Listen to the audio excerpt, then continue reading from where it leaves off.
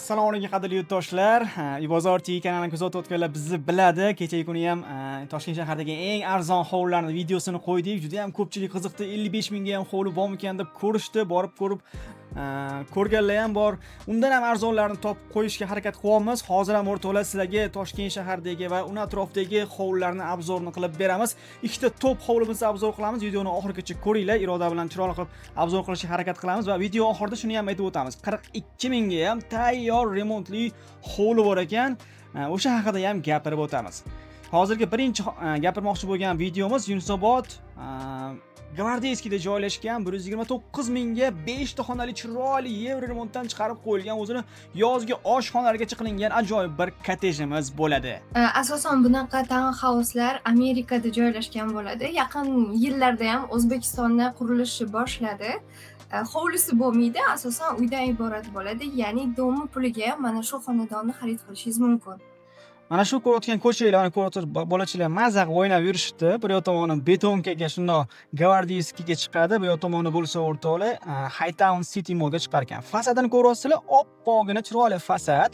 Yonga taxoli juda ham yarashibdi mashina. Bitta taxotda kottejing bo'lsa, havas qilganlar hozirdan bitta like bosib qo'yinglar. Hozir ichkariga kiryapmiz. Bismillahirrohmanirrohim. Kirganimizda bunaqangi koridorlarni ko'rishinglar mumkin. Chiroyli lyustralarimiz o'rnatilgan ekan. Juda ham chiroyli. Uyimizni rangi ham ko'zni charchatmaydigan och ranglardan foydalanilgan ekan. Kirib yashashga tayyor holatda. Hali menimcha bu uyda hech kim yashamagan. Hozir ko'rayotganingiz birinchi xonadonni ko'ryapmiz. Video davomida ikkinchi xonadonni ham ko'rsatib o'tamiz va 42 minglik arzon uy haqida ham gapirib o'tamiz. Ko'rayotganingiz mana bunaqa chap tomonda birinchi yotoqxona ekan. Qarang, yotoqxona xolaga chiroyli yotoqxona qilib bersa bo'lar ekan. Pardalar ilingan, lyustralari, Birinchi qavatdagi yotoqxonalar asosan yoshi kattalar uchun deb hisoblayman men. Chunki ikkinchi qavatga chiqishga qiynalishadi, shuning uchun qariyalar yotoqxonasi deysiz, siz ham ko'p videolaringizda. Shunaqa. Bu yoq tomonda bunaqangi oshxonalar, oshxona mebellargacha qilib qo'yishibdi. Noodatiy lyustralari o'rnatilgan. Texnikalari, duxovkalarigacha bor ekan, gaz plitalarigacha qo'yilgan ekan.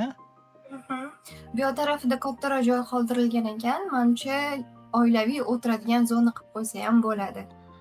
Bitta savolda, Yunusobodda hozir 4 xonali, 5 xonali uylarni 100 mingdan qimmatidan olasiz, 100 mingdan qimmatiga olasiz. Ya'ni 5 xonali kamdan kam, lekin 4 xonali bo'lgan taqdirda ham 100 mingdan qimmatiga olasiz. Lekin bu xonadon o'sha 4 xonali kvartirani puliga beryapti. Nima deb o'ylaysiz? Qaysi birini tanlardingiz siz? Mana shu kottejmi yoki kvartiranimi? O'zim kvartirada ham, hovlida ham turgan inson sifatida men kottej xonadonni tanlagan bo'lardim. Domda baribir hamma qulayliklar bo'lgani bilan tepa qavat, pastki qavat degan narsalar bor. Hovlida turish baribir odamga yoqadi ko'proq. Fikringiz uchun rahmat. Yozgi oshxonalarni ko'rdik birinchi qavatimizda, endi ikkinchi qavatga chiqqanimizda endi ikkinchi qavatga ko'pincha yotgan chiqadi, to'g'rimi? Yotoqxonalar qilib qo'yilsa, dam olishga, kechki payt hordiq olishga chiqiladi, masalan, kino ko'rishga, boshqaga. Chiroyli lyustralargacha ilib qo'yilgan. O'ng tomondagi xonamiz umumiy sanuzel hisoblanadi. Toshkent shahri Yunusobod tumani Gvardeyskiy mahalla lokatsiyalarini ham sizlarga ko'rsatib beramiz. Bu yoq tomonni ko'rayotganingizda ham bunaqangi yotoqxonalarimiz ekan. Lyustralarimiz ilingan, dimoxodlariga tashlab ketilibdi. Brat chiroqlari qo'yilgan. Hamma xonaning o'zining oynasi bor ekan, Iroda? Ha, bitta xona ham oynasi qolib ketmagan. Menimcha bu uy narxiga 100% arziydi. Olgan odam mazza qilib oilasi bilan yashasa bo'lar ekan. Shu o'rinda quruvchilarga murojaat qilmoqchiman. Bu uyimizda gulxo'y xona yo'q, lekin gulxo'y xonali uylar qurmanglar. Havo aylanmaydi, yorug'lik tushmaydi, hidlanib qoladi, tez hidlanadi unaqangi xonalar, to'g'rimi? To'g'ri. Ikkinchi qavatda o'zida ham 3-xonamiz ham bunaqangi chiroyli atachento'li ta'mirdan chiqarib qo'yishdi. Mehmonxonalari, pardalariga alohida ahamiyat berishdi uy egalari. To'g'rimi? Juda ham chiroyli. 129 ming arziydi deb o'ylayman. Sizlar nima deb o'ylaysizlar? Bilganlar yozib qoldiringlar, narxiga arziydimi yo'qmi? Endi o'rtoqlar, sizlar bilan ikkinchi xonadonimiz haqida gaplashib o'tamiz.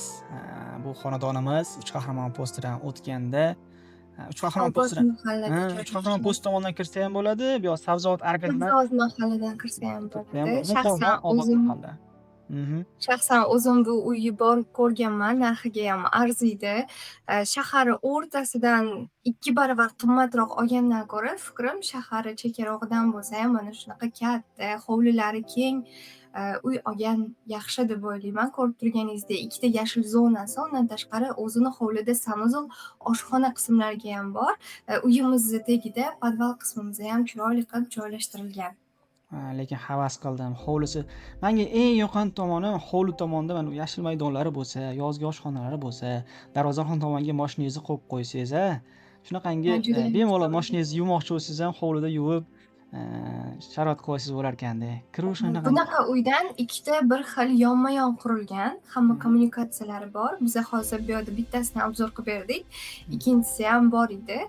Oshxona qismlari ko'rib turganinglardek, mana shunaqa oyna bilan to'silgan. Uydagi mana shu xonadagi hid boshqa xonalarga umuman chiqmaydi. Panoramli oynalar o'rnatib ketilgan va hovli tarafga qaratilgan. Panorama oynalari zo'rda, yorug'lik shunaqangi tushib turadi. Mana bunaqa razdejnoy eshiklar ham qo'yishibdi. Holga MDF panellardan televizorli zona qilib qo'yilgan. Maza qilib yumshoq mebelni qo'yib olsangiz, oilaviy kino ko'rib o'tirish uchun sharoit qilsa bo'lar ekan. Birinchi qavatimizda hol, bitta oshxona va ikkita xona mavjud. Hozir ko'rib turganimiz kattalar yotoqxonasi o'zini sanuzol qismlari bilan va undan tashqari havo aylanishi uchun kichkina orqa hovliga ham joy qoldirib ketilgan. Shu joyda videoni pauza qilib, lokatsiyasi haqida gapirib o'taman. Narxini ham video davomida ko'rsatib o'tamiz. Videoni oxirigacha ko'ringlar. Aytib o'tganimdek, hali va'da qilingan uylarimiz bor, ya'ni 42 ming arzon uylarni ham ko'rsatib o'tamiz. Xo'p, bu uyimiz haqida, ya'ni lokatsiyasi haqida gapirib o'tsam, lokatsiyasini to'g'ridan-to'g'ri xaritadan ko'rsatib beraman sizlar uchun. Mana lokatsiyasi haqida gapirsak, o'rtoqlar, mana lokatsiyasini ekranda ko'rib turibsizlar.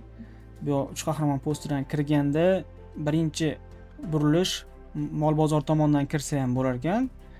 Bu yoqdan bo'lsa, sexoz deydimi, bu yoq tomondan kirsa ham bo'lar ekan, ya'ni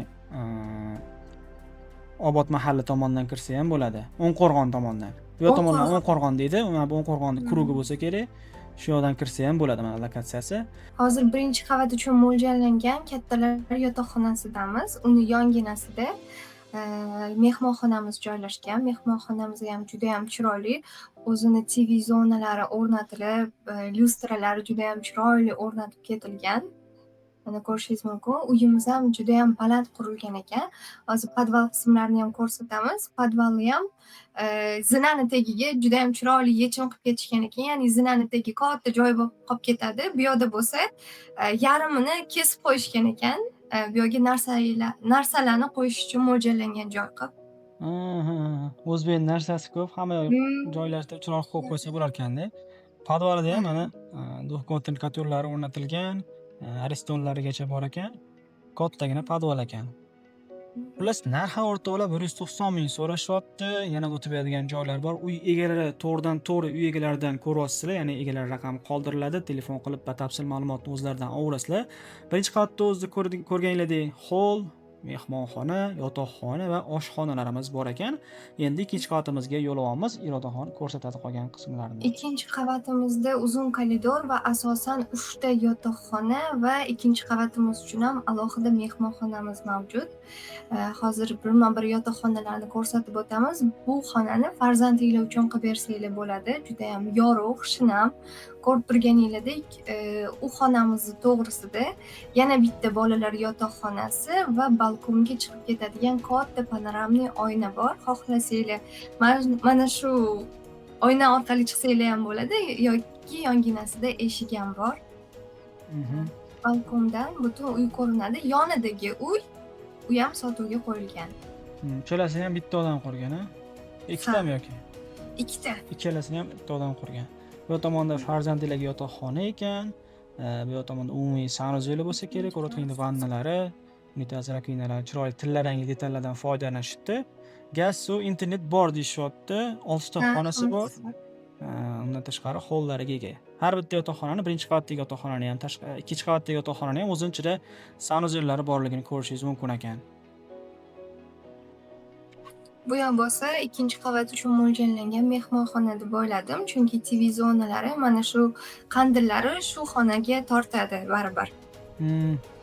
Hammamizga nasib qilsin shunaqangi chiroyli xonadonlar, to'ylar qilaylik, farzandlarni katta qilaylik, xudo xohlasa shunaqangi chiroyli xonadonlar hammamizga nasib qilsin. Hurmatli mijozlar, shu o'rinda aytmoqchi bo'lganim, biz YouTube kanalimizda esingizda bo'lsa, eng arzon uylarni qo'ygan edik. Irodaxon boshchiligida bepulga borib reklama qilib berishgan, chunki xalqimiz mazza qilsin, shunaqangi chiroyli xonadonlarni sotib olishsin, kvartira narxida, ya'ni bir xonali kvartira narxida ham hovlilar bor ekan degan maqsadda qo'ygan edik. Hozir mana kirib bemalol ko'rishingiz mumkin. Linklarni pastda qoldiramiz. Toshkent shahridagi eng arzon top 3 tali hovli, eng arzoni $55,000 hisoblanadi. Uybozor.tv.uz saytimizda Iroda juda ham ko'p arzon uylarni qo'yishyapti uy egalari, chunki kimgadir pul zaril, kimgadir arzon sotmoqchi. Shunaqangi zo'r joylarni boshqa joydan topa olmasliklari mumkin-da, chunki uy egalari o'zlari xohishlari bilan arzon narxda qo'yishyapti. Masalan, 101 ga Botanika bog'i yaqinida 374 sotuvli mana bu chiroyli remontli hovlini sotishyapti. Ya'ni 374 sotuvni 101 mingga. Juda ham ko'pchilik qiziqdi shu xonadonga. Botanika bog'i atrofi uchun bu narx juda ham zo'r deb o'ylayman, chunki shahar markazi Yunusobod tumanida joylashgan. Botanika bog'i lokatsiyasini agar noto'g'ri kiritmagan bo'lsalar, mana shu lokatsiyada joylashgan ekan. Lokatsiyalarni ham ko'rishingiz mumkin saytimizda. Undan tashqari 2 sotuvli 42 ming xonadon haqida gapirgan edim. Bu ham mana remontlari tayyor holatdagi hovlilar. Buni nechtadir sotilib ketyapti, gaplashib olmadingiz? Yonma-yon 3 ta qurilgan, bittasi sotilgan va ikkitasi hali sotuvda. Keyingi videolarimizda shu xonadonlarimizni ham obzor qilib beramiz, faqat sizlar uchun. O'shaning uchun mehnatimizni qadrlagan holatda videomizga like bosib qo'yishingizni so'rab qolardik. Bu 42 ming xonadon hozir eng arzon hovli bo'lib turibdi. Bu yoq tomonda ham mana duplex kvartira ekan, 74 kvadratli kvartirani saytimizga joylashgan egalari mana Jaloliddin aka 66 mingga duplex kvartiralarni berib yuborishyapti. Ya'ni 2 etajli duplex bo'lyapti, 3 xona, kladovkalari, ikkitadan sanuzellari bor, mebel texnikalari qoladi deyapti. Ya'ni hamma narsasi qoladi deyapti. Manzili Toshkent tumani Kelis-Kirov Raddom ko'chada joylashgan. Mana lokatsiyalarni kiritib qo'yishgan. Bemalol saytimizga kirib, lokatsiyalarni ko'rib, mana shu xonadonlarni sotib olishingiz mumkin. 66 mingga duplex kvartira zo'r narx deb o'ylayman. Barchangizga kattakon rahmat. Videomizga like bosib qo'yishingiz chiqmasa, mana shunaqangi xonadonlarni, mana shunaqangi zo'r uylarni berib borishda davom etamiz. Sizlardan bo'lsa, faqatgina qo'llab-quvvatlash va like kutib qolardik.